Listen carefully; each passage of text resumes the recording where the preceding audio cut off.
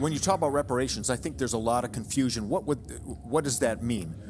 So does that mean that every African American person gets some financial help? Does that mean that we go into places where the systems are really broken and we invest money there to help change the systems?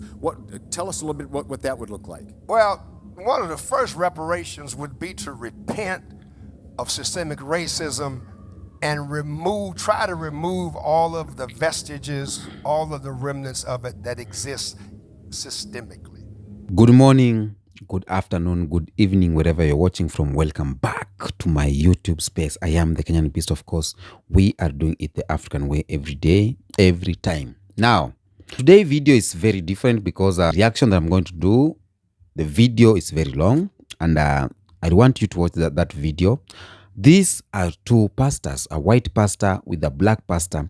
They are talking about racism. And as far as Africa is concerned, as far as a black person like me am concerned, this is one of the topics that I need to listen to it, because we need, as youths of Africa, we need to know about racism.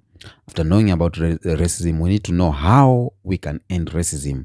Not black only, but black and white, all the races. Because racism is a big disease in our society. Racism is one that is making a lot of black people to lack freedom in these countries. And we see that racism comes from one race only. Now, racism started in the ancient society. For example, in Asian civilizations such as Egypt, Greece, and Rome, prejudice existed, but it was often based more on culture, language, or status, e.g., free versus enslaved, rather than strictly on physical features or race as understood today. The way it started, it did not started as, the color. We have a lot to learn from racism, but first of all, let's watch this video of a black pastor and white pastor talking about racism in a church. I think it's a good video that we as church leaders, we as not political leaders, we as religious leaders, we need to come out and condemn racism. We need to come out and educate about racism and try to know how we're going to end this. And I'm so happy that this is happening between a white pastor and a black pastor. It's not only a black pastor talking about it that will say he's protecting his race, or it's not about a white pastor talking about it. People will say that he wants favor from black people. No, but they were here together talking about racism. Let's watch this video. It's a little bit longer, but please watch to the end, and then I will come back and talk about it. I'm going to probably be an awkward white guy asking questions once in a while, and that's why I could trust you to do that. So we're primarily, in our church, a white congregation. We're predominantly an African American congregation. Right.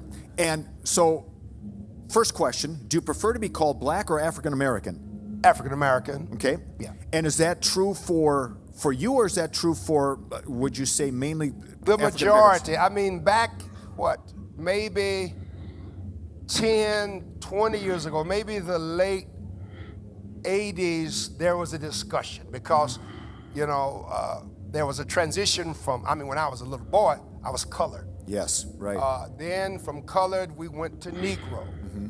Then from Negro, we went to Afro-American. Yeah, remember that. Then there was black, black. I'm just a black person.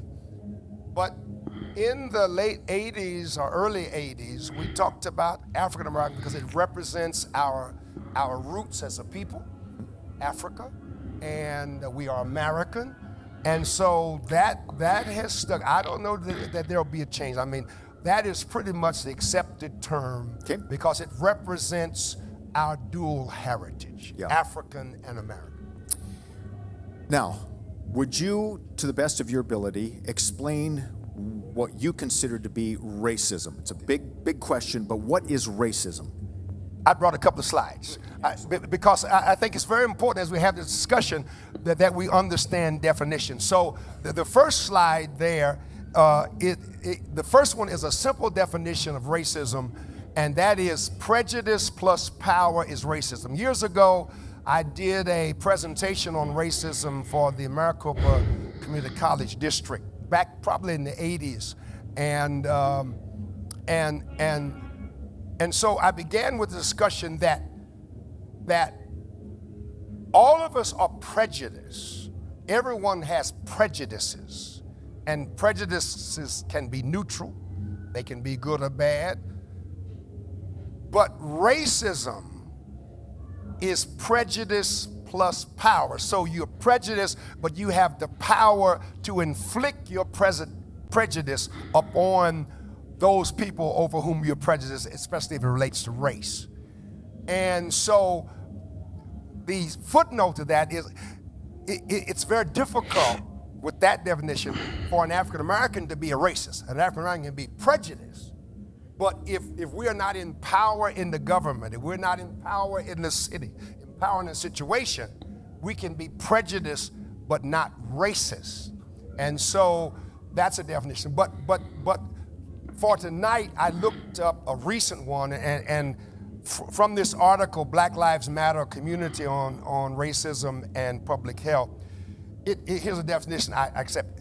A system of structuring opportunity and assigning value based on race that unfairly disadvantages some individuals and communities and advantages others, and affects the daily realities of communities of color. So that is a definition that I support, and I would say puts it in 25 words or less. Now, the next slide is what are the effects of racism?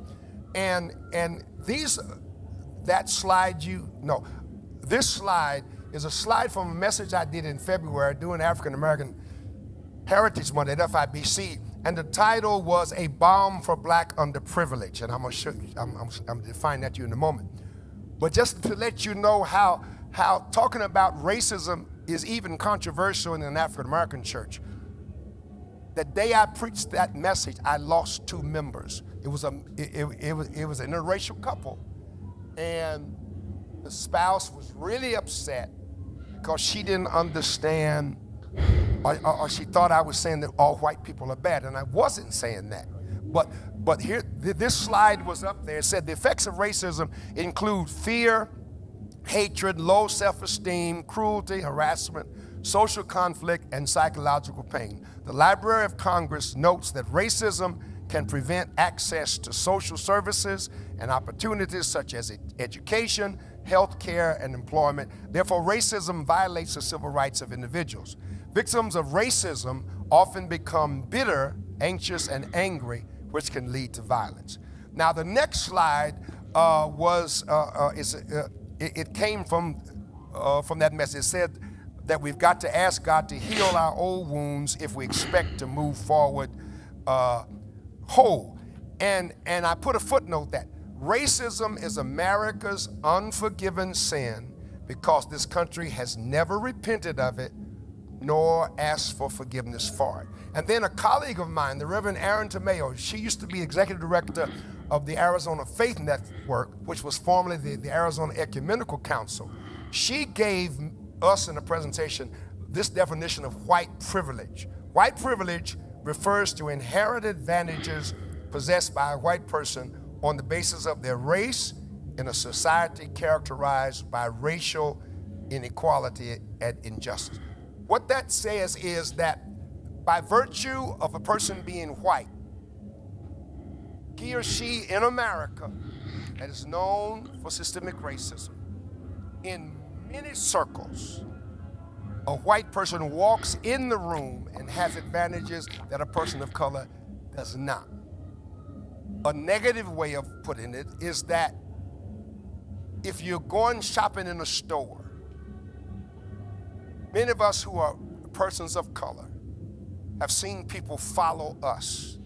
The moment we walk into a store, they follow us around some of the either security people or the sales people, and they're just around, just looking.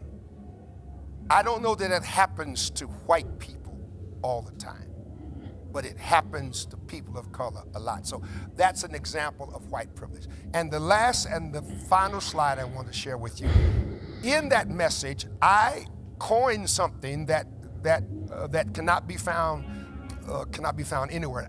And I coined what is called black underprivilege as a response to white privilege. If white privilege is that a white person has privileges simply because of his race, in America, because of systemic racism, there's what I call black underprivilege. And here's the definition I came up with.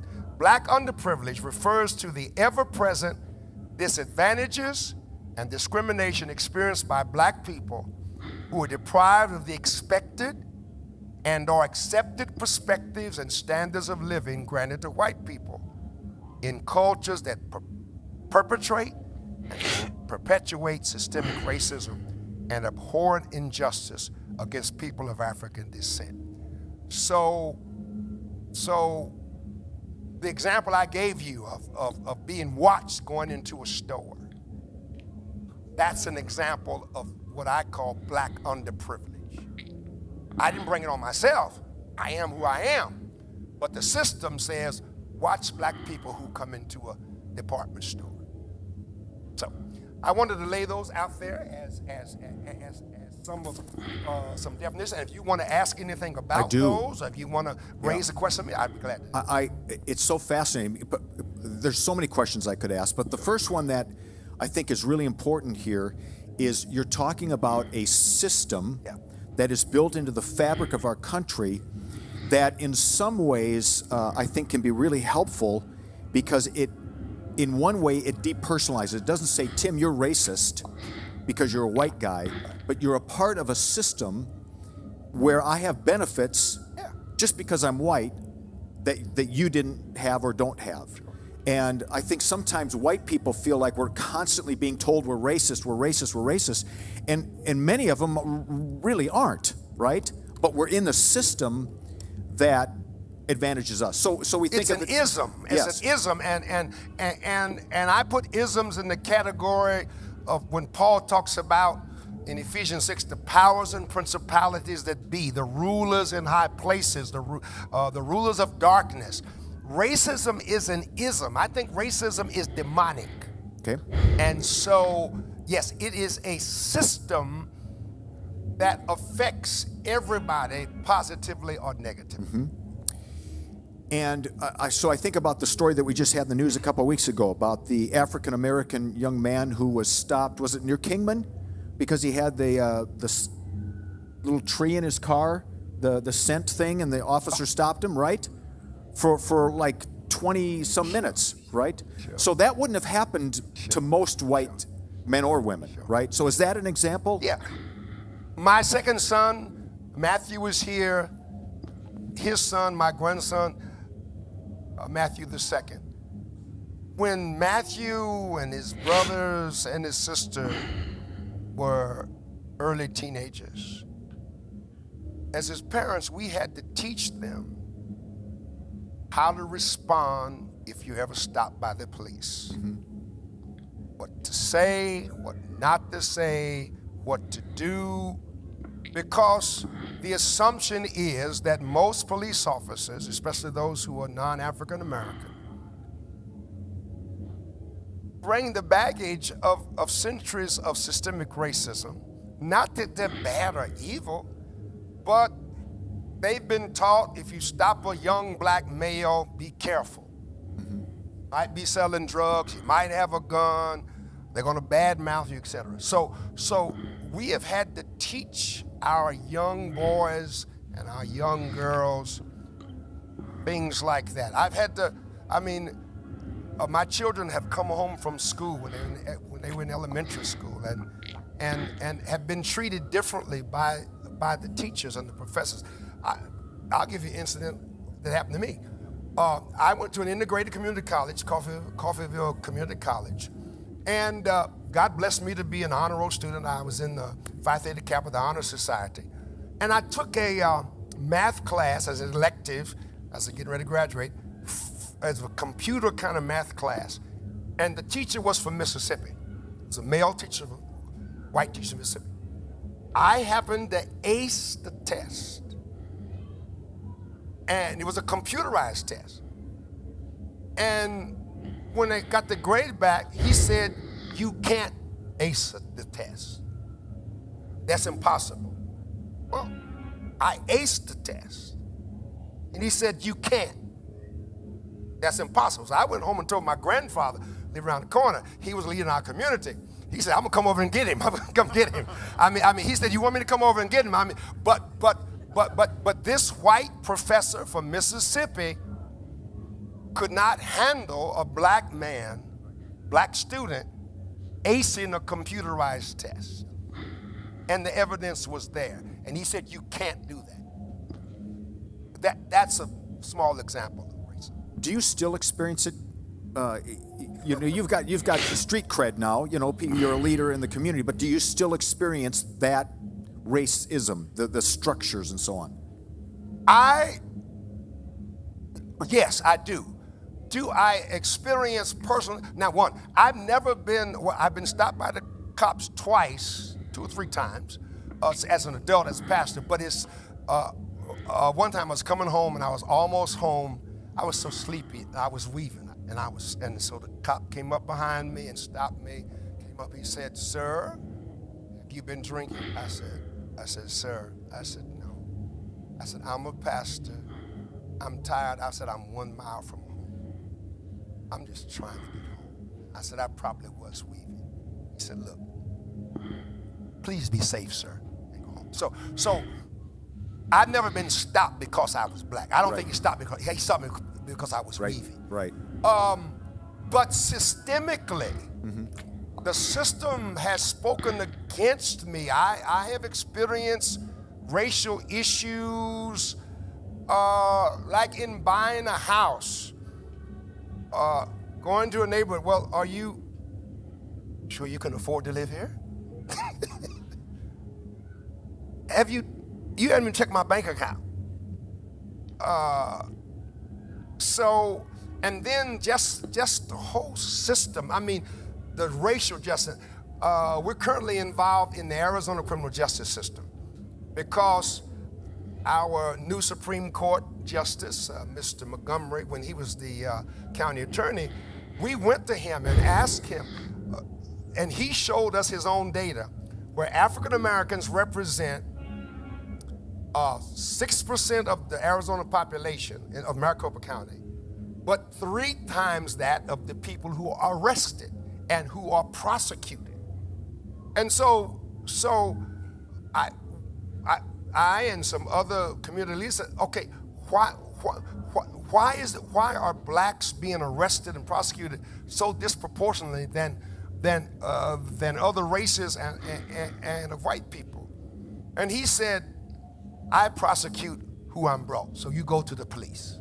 The police arrest the people. I prosecute who they arrest. So they pass the responsibility over to the police. And so he said, so we are fighting to look at the numbers. And let me give another example. A whole generation of African American, primarily young men, are now felons for smoking joints. Now we have a system, and it's going to come to our election probably next year, on making marijuana totally legal. So the same action by tens of thousands, hundreds of thousands of young blacks and others, where they now can't vote, they can't get decent housing, can't get a decent job, because they were caught smoking a joint or selling a joint. Now the system is going to make billions of dollars off of selling marijuana. There's something wrong with that. So in our efforts with the criminal justice system, we're trying to go back and trying to get ways of expungement. If it's a nonviolent crime, if it's a drug crime, can we get that expunged so these young men and women won't have this on their records when now people are making billions of dollars off of marijuana? We are 400 years ago. Slavery was, the first slaves were brought here, and there have been a number of really interesting articles in various newspapers talking about that. That is certainly has been a through line in our relationships together. And you talked about that it's sort of the unforgivable sin because we haven't apologized for it yet. What would that, for the African American community, what would that look like?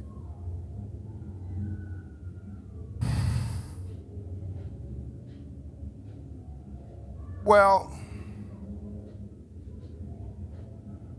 it would be major to have the United States Congress to pass an act that formally says slavery was slavery in America, in the United States, was one of the most inhumane systems of injustice against other human beings that ever existed. And our nation profited from it and became the greatest economical power shortly after, as a result of the slave trade and what happened after that. And we recognize now that that was wrong. It was, I guess they couldn't use a sin against humanity, but that it was wrong. And then areas where supporting that systemic racism, and not just slavery, because systemic racism, even after the slaves were freed, they became sharecroppers, and they stayed on the plantations, many of them, and almost all of their profit went back to the owner. So where is there a way, as we've done for other groups such as the Japanese, and we've done for the Native Americans, how can we monetize the suffering and suffering, but the lack of wealth, the lack of the ability to earn wealth that this whole race of people have suffered from? How can we try to make that right? Example, Jesus told Zacchaeus to come down from the tree. Zacchaeus was a tax collector who had defrauded many Jewish people. And after his encounter with Jesus, he invited Jesus to his house. Then he said, I will pay back, 4 times or something like that, how I have exploited other people through taxes. And I will reimburse them for my exploitation. So that's where the word reparations comes in. Right. Now, it's unfortunate that when this came up recently in the United States Senate, that the president of the Senate, Mr. McConnell, said, well, President Obama is your reparation. He said, we elected a black man as president. That's your reparation. So shut up. So when you talk about reparations, I think there's a lot of confusion. What does that mean? So does that mean that every African American person gets some financial help? Does that mean that we go into places where the systems are really broken and we invest money there to help change the systems? Tell us a little bit what that would look like. Well, one of the first reparations would be to repent of systemic racism and try to remove all of the vestiges, all of the remnants of it that exist systemically. And that's going to require some real soul searching. Now, what Princeton Theological Seminary has done, it just came out last week. They have admitted, they and a couple of other seminaries have admitted that their endowments, their growth was a direct result of slavery, that many of their donors owned slaves. Yeah, right. And so they have just set aside $27 million to support African American seminarians who are trying to go to school as a way to say, one, we repent of what we've done. We realize that our endowments are a direct result of centuries old slavery and some of the profit. And so we're setting this aside. Welcome back. Now, as I was watching this video, a lot of things came in my mind. This pastor talked a little, some things deep that I've never heard. Now I'm learning. I'm learning that racism, definition of racism, the system that has made racism to continue going on, because people, when they grow up, when they are still little kids, they don't know about the issue of racism. But when they grow, teachings and everything and how the system has placed this issue, it is making them to fall into this trap of racism. It's making white people to fall into this trap of racism, trying to discriminate other people. It's making black people to fall in the trap of racism, thinking about how white people did to us, how they are not good. When children are born, 2 years, even 10 years, they don't know about the difference in color. But when they grow up, they come to know this thing. Now, when did racism started? I was looking at that. And number one was about Asian societies. I talked about that. Number two was about European colonization in 15th and 19th century. Racism, as we recognize it today, started during the age of exploitation and colonization. European powers justified it, the exploitation, enslavement, and subjugation of indigenous people in Africa, the Americas, and Asia by promoting ideas of racial superiority. Another thing is about transatlantic slave trade in 16th and 19th century. The slave trade was a critical moment in the development of system racism. European and American societies developed pseudo-scientific theories to dehumanize African people and justify their enslavement. Another thing, between 19th and 20th century, the rise of scientific racism, including theories of racial and eugenics, further entrenched racist ideology. These ideas were used to justify colonization, segregation, and apartheid systems. It started way back.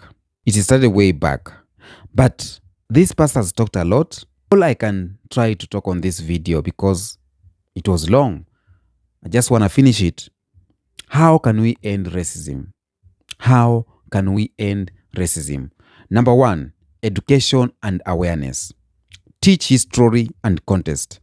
Include comprehensive education on stories of racism, colonization, and slavery to foster understanding as systematic injustice. Because when white people are taught, or white students are taught these things, like to know the injustice and how they came about with the racism to justify it, they will say, we need to end this one now. We need to end it. Promote empathy. Encourage dialogue and cultural exchange to help people understand and appreciate different perspectives. Promote empathy. I know it's hard for some people to promote empathy. I know it's hard for some people to extend or to exchange cultural. It's hard for some white folks to fall in love with black folks. It's hard for some black folks to fall in love with white folks. It's evident that some have this deep enmity, and that's what we need to talk about it and to end it. I know it may not be easy to end it, but if we try harder and harder, we can end this disease called racism, because it's eating our white children, is eating our black children. And this pastor said, talked about unforgivable sins, because America, for example, has never asked for forgiveness on this issue of racism. We have seen some few white people asking for forgiveness, but America itself, they have never asked for forgiveness. They always justify it. Address stereotypes, challenge and dismantle harmful stereotypes through media, literature, and conversation. Stereotypes like, if you see a black person, you see maybe a gangster selling drugs. That are stereotypes. They are stereotypes. I know a lot of people have talked about racism, but from my perspective, from my youth perspective, kindly share this video so that a lot of people can watch it, so that we can know what we are trying to do. These two preachers, they have gave out something good that we need to hear, all of us. Number two, how we can end racism is by legislation and policy reform. Enforce anti-discrimination laws. Government should actively implement and enforce laws against racial discrimination. Things like Black Lives Matters. Have laws that will follow up the racial activities and discriminations, so that people take it as a normal, take it as a like law breaking. When you found in and this activity of racism and discrimination, you have break a law and you need to pay for it, you need to go to jail. Reform system, address systematic racism in institutions like education, healthcare, and criminal justice system and the workplace. Support reparative justice, implement policies to address history, injustice, and provide reparation where needed. Things that need to be done to end racism. Because when we talk about something, we need to know, yes, we have talked about it. Now, how can we solve that? Number one, solve it by legislative policy. Number two, education awareness. Number three, representation and inclusion. For example, diversity leadership, where all Black people and white people can be inclusive in business, in media, in politics. Don't put boundaries. Another thing, we talk about accountability, where we can demand transparency and action for organizations that perpetuate racism. There's some organization that they perpetuate racism. There's some organization that they have legalized it. They don't talk about it. Whenever it happens within the premises, they just keep quiet. We need accountability on that. We need to examine personal bias and take steps to unlearn them. We need to speak out against racism when witnessed, support marginalized communities, and educate others. We need to speak out. And the thing these people or these pastors are doing is to speaking out. The thing Jane Elliott did is to speak out. A lot of people are coming to speak out against racism. I know they are trying. Some white people are trying. But the system, oh my God, the system needs to do better than what they are doing. Community building, encourage conversations about race and racism to bridge divides, provide resources and opportunities for economic and social upliftment, empower local initiative working towards racial equity. Things we need to do to end racism. Media and cultural representation. Some media are giving out stereotypes, so we need to control that. For example, to push accurate and respectful representation of all cultures and communities in media. But two, to support art, literature, and media created by and marginalized group. That's what we need to do. Global solidarity to end racism.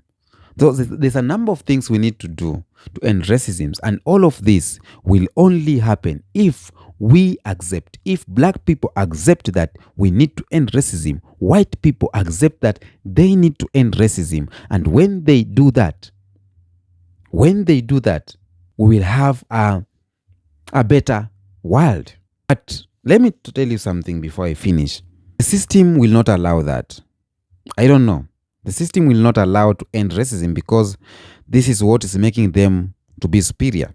One professor said that white system has made white people to believe that Black people are the reason why they are having problems.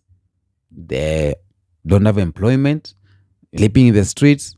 Now, the system has made all white people to see Black people in a different way. And that's why I said earlier, when a child is born, he does not know anything. But when he is growing up, either the parent will talk about it, or in school he will see, or the society, or the mother will say, don't work on that, that is a Black community, or don't go on that shop, is for the white community. We have a long way to go. We need to teach our children.